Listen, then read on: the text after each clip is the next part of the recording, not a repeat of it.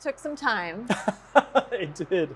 Sam Dean, founding executive director of the Amazeum. Thank you for just chilling with me. This is more my speed, this nice log cabin here inside the Amazeum.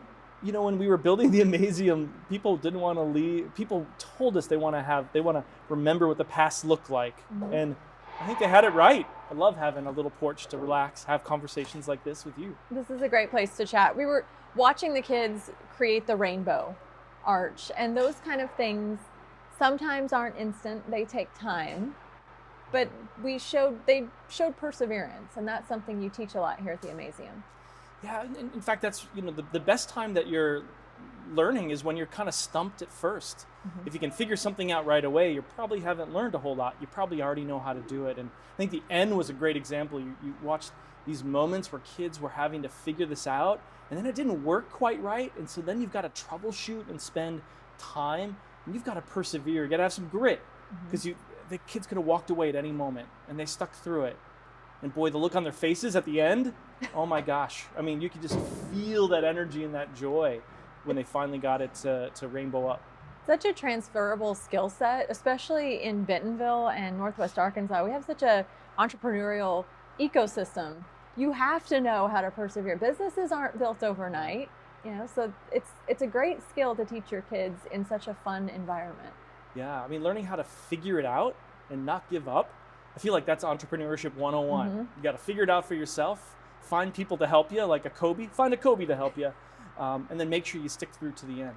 I wanted to go back to the beginning of the Amazeum, and it was also something that took a lot of time and a lot of perseverance. It took almost a decade from the moment. Thank you, Emma. Ooh. Sam, can I offer you an apple? Oh my gosh, this is a perfect apple. Thank you. From Good the vintage. minute that you guys thought of the idea to have the Amazeum, it took almost a decade to have this building here that people could enjoy. Tell us a little bit about how that happened. Well, in fact, I came in about 8 years after the original ideas happened. And this is what I love. Children's museums get formed around dinner tables. Parents who want to create some amazing moments for their kids, learning moments that are also fun and playful. And this whole project started around dinner tables.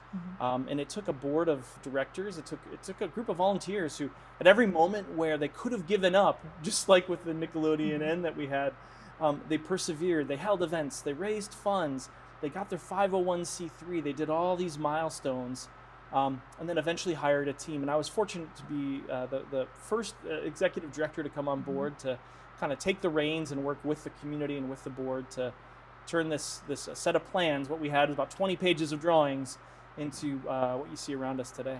And it's a 50,000 square foot museum. It will be getting bigger. What does it take to run something like this? A lot of patience, Sam. But what else aside from patience? It takes a lot of patience. You know, I mean, one of the things, I think one of the secrets of a building like this, a type of learning place like this, is that the building is actually in service of a greater mission. It's about learning, it's about creativity, curiosity, and community are 3 C's. And the first thing is it takes building a great team. And so that what we've done is we put in place an incredible team that has been growing and learning themselves over the last handful of years. It takes a lot of perseverance, because sometimes you just don't know what you don't know until you start actually building exhibits, until the guests are invited in to be able to be part of it. So it too takes a lot of grit to kind of run a place like this. The other thing is it takes an amazing community. This community has supported the Amazeum at every turn, at every idea we had. The community has been there to help support it. And that's what I love. It's a place not just for the community, but it's been by the community. The community supported you all through a really interesting pivot for all of us when we had to navigate COVID. You have a hands-on museum that had to stop everything for a little while. But I remember even going to the Ungala, where we're driving through and picking up boxes to bring home and tinker at home. You guys navigated that in a really unique way, and it shows perseverance and creativity. What was those almost 2 years like? Oh my gosh. We like to forget those sometimes. It's a whole different lifetime. It feels like a lifetime ago. I hope, yeah, right. Yeah. Knock on. We have lots of wood around us. You know, I mean, I think like everyone, we had to, when we closed our doors March 13th, 2020, we had to figure out what is being a place that's about curiosity, creativity, that's hands-on in nature. What does it mean to do that when the very things that are our strengths we're not able to do together, and we're not sure when we'll be able to do it again. So first thing we did is, we started connecting with our community partners. With no one coming through our door, our funding was in question. So we're able to get partners together to help fund our team to stay in place. Over half the museums around the country had to make different choices with their team, and had just really tough times being able to maintain our team intact. Then we could move, how do we deploy our team in different ways? And so we had our teams doing things like going to Circle of Life and some retirement communities and chalking out in front of places. We launched Amazeum, a way to do learning and tinkering at home. We did our fundraiser during the pandemic, was all about not being as much around each other, but still being able to play within close proximity. We moved a lot of pieces outside. A lot of it was just a team who said, hey, we can figure this out. It's not a problem, it's intractable, but we got to do it together. So we spent time kind of figuring out lots of different ways to play, be hands-on. Even if we couldn't be physically together, we could at least be socially together via technology or outside.